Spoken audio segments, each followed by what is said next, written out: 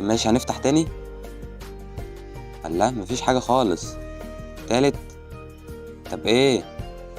طب نعمل بقى اخر درافت كده. اخر درافت هنفتحه ايه؟ بالجليتش. يلا يلا يلا يلا. بص انا عملت كل حاجة. يلا بسم الله. البتاعة زادت في اخر حاجة.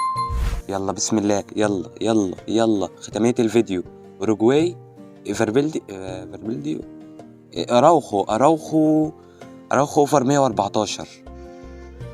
يلا اراوخو بسم الله الرحمن الرحيم.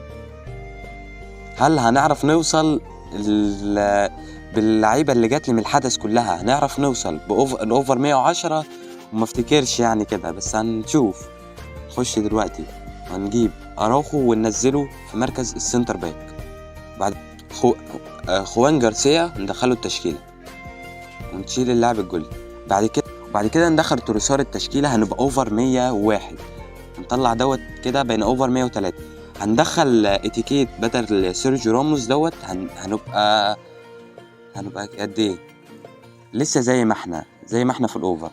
لو دخلنا كيميتش مثلا مكان دوت ثانيه هنغير التشكيله. نيكولاس جاكسون بين اوفر 105. عايزين نحاول نوصل نعلي الاوفر ل 110 باي طريقه تكون. طب نحط دوت مثلا بين اوفر 108. اخر حل حطينا دوت بقينا اوفر 111 في يوم واحد بس. في الجليتشات بتاعتنا خلتنا نقدر نوصل اوفر 115. لو انت هتقول لي كيميتش ازاي مش محسوب، والله الجليتش طلع لي هو وتقريبا باقي اللعيبه طلع لي بالجليتش اللي انا فتحته في اخر حاجه دوت. طلع لي منه اللعيبه وطلع لي منه كيميتش وكده. فكده الحمد لله انا وصلت اوفر 111 وخلصت التحدي بتاعي.